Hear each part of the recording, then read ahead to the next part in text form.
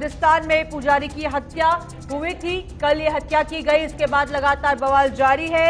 CM Ashok Gehlot को पीड़ित परिवार का अल्टीमेटम भी मिल चुका है।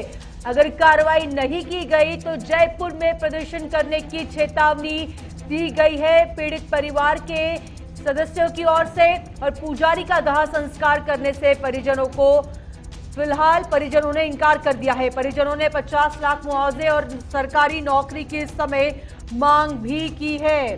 इस वक्त की बड़ी खबर आ रही है राजस्थान के करौली में जिस तरह से पुजारी को जलाकर मार दिया गया था, उसके बाद की देखिए दो तस्वीरें इस समय आप अपने टेलीविजन स्क्रीन पर देख रहे हैं। एक तस्वीर में परिवार मातम मना रहा है। इस समय शोकाकुल हो चुका है पूरी तरह से।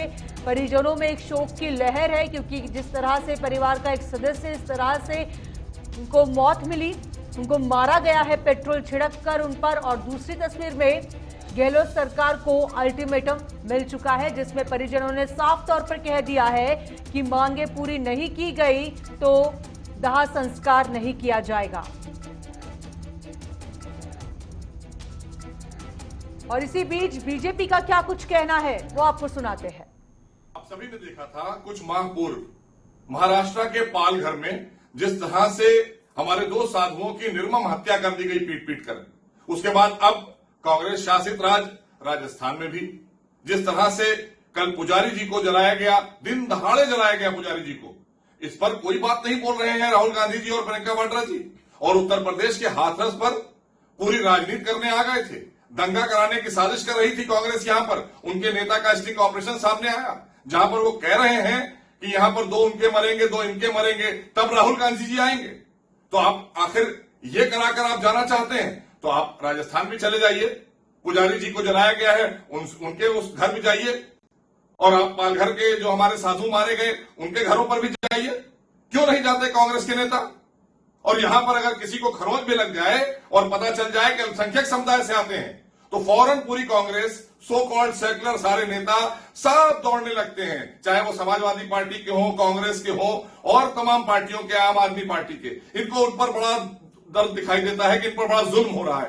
तो हमारे साधु संतों और पुजारी को जो मारा जा रहा है, इनकी जो हत्याएं हो रही हैं, इनसे कोई संवेदना, इनका कोई महत्व तो नहीं है आपकी नजरों में। खाली वोट बैंक की राजनीति करते रहेंगे। आखिर आपके कांग्रेस के शासित राज्यों में हो क्या रहा है कि इसको गंभीरता से राजस्थान की सरकार को लेना चाहिए, वैसे सरकार लेती नहीं है। हाथरस के का घटना पर तो दुनिया भर का कांग्रेस भी पैदल मार्च करती है, वहाँ जाती है, गाँवों में जाती है, उसकी रिपोर्ट अलग आ रही है, एक अलग का विषय है। लेकिन राजस्थान में वहाँ बालिका के साथ दुर्व्यवहार होता है तब भी कांग्रेस के लोग कुछ नहीं बोलते हैं। इस पर भी कांग्रेस के लोग कुछ नहीं बोलेंगे। उनका एक काम है कि कैसे वह उत्तर प्रदेश को, कैसे मध्य प्रदेश को, कैसे अन्य प्रदेशों पर कहें। मुझे लगता है कि गहलोत जी की सरकार को गंभीर कार्यवाही करनी चाहिए और माफ़ी मांगनी चाहिए उस पूरे समुदाय से कि उन्होंने जो किया है, गिरफ्तारी एक आदमी की किया है जबकि पूरी की पूरी गिरफ्तारी होनी चाहिए थी। ये मेरी मांग है। तो जोधपुर से हमारे संवाददाता इस समय सुभाष सिंह फोन लाइन के जरिए जुड़ चुके हैं, सीधा उनका रुख करेंगे। सुभाष, देखिए बहुत बड़ी घटना हो चुकी है लेकिन सुबह से ही सरकार के इंतजार में धरने पर परिवार बैठ चुका है। अब तक अंतिम संस्कार भी पुजारी का नहीं हुआ।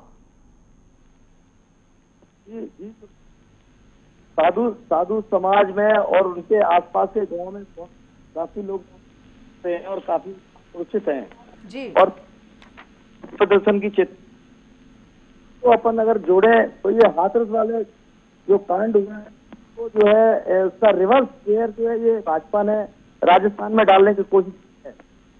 जी।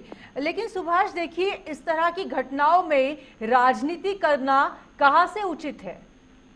एक बेहद गंभीर घटना हो चुकी है राजस्थान में, उसके पहले हमने हाथरस में भी देखा, लेकिन इन तमाम घटनाओं में राजस्थान इस तरह की राजनीति क्यों की जाती है? ये सिर्फ जो है जनता के ध्यान को भटकाने का प्रयास है, चाहे कांग्रेस हो चाहे भाजपा हो। भाजपा की आर्थिक गतिविधियां सारी जाम हो चुकी हैं, केंद्रीय सरकार सब जाम हो चुकी है। अपनी विफलताओं को छुपाने के लिए इनके नेता लोग जो है जनता में इस बात का जो है संकेत देना चाहते हैं कि भाजपा जो है आम जनता के साथ खड़ी है, जबकि सारे उद्योग, सारे धंधे, बेरोजगारी सब बढ़ चुकी है। इनको सिर्फ राजनीति से मतलब है, उस परिवार के दुख से कोई मतलब नहीं है। जी सुभाष, फिलहाल बहुत बहुत शुक्रिया आपका तमाम जानकारी के लिए। तो सुभाष सिंह हमारे संवाददाता जोधपुर से जानकारी दे रहे थे। लेकिन जिस तरह से राजस्थान में ये घटना हुई है, उसके बाद पूरे देश में फिर से आक्रोश का माहौल है।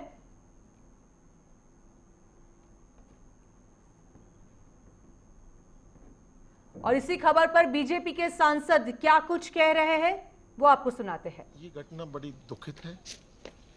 बाबूलाल पुजारी हमारे पूरे गांव के ठाकुर जी का पुजारी था और उसको ठाकुर जी के नाम की 13 बीघा कच्ची जमीन वो मिली हुई थी।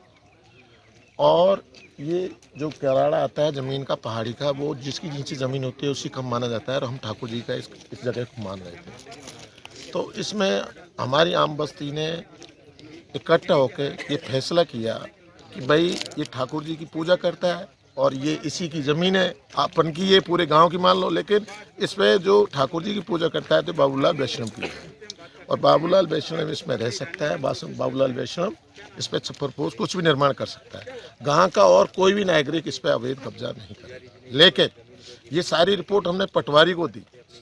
पटवारी ने आज तक कोई कार्रवाई नहीं, क्योंकि पटवारी प्रशासन और हमारा जो स्थानीय विधायक है रमेश चंद्र मीणा, इसकी से है, ये दबंगों के साथ है। जो कुकृत किया है ये बहुत घिनौना कृत्य है। इसमें कोई जाति धर्म नहीं होती है। जो कृत्य खराब करे किसी भी धर्म और किसी भी जाति का, उसकी कोई जाति नहीं होती। उनकी सर्वानुमति बनाई और मेरा सोचना ये है, मेरा कह रहा हूँ, बस्ती का भी मेरे को विचार पता नहीं लगा लाला जी, जब तक इनका मांग पत्र पूरी नहीं हो जाएगी जब तक मैं यहाँ डटा रहूँगा। इसमें कोई राजनीति नहीं है। हाँ, रात को प्रशासन ने कोशिश की कि रात को इसको दाह संस्कार कर दिया जाए, तो मैंने रात को चेतावनी दे दी थी और यहाँ लोग भी कुछ हमारे डट गए थे, इसलिए रात को दाह संस्कार रुक गया। तो किसी प्रकार का अन्याय, अत्याचार, दमन पुलिस और प्रशासन का नहीं होने देंगे, राज का नहीं होने देंगे। जो गाँव वालों ने शुरुआत में जो मांग रखी है उसको पूरी तरह से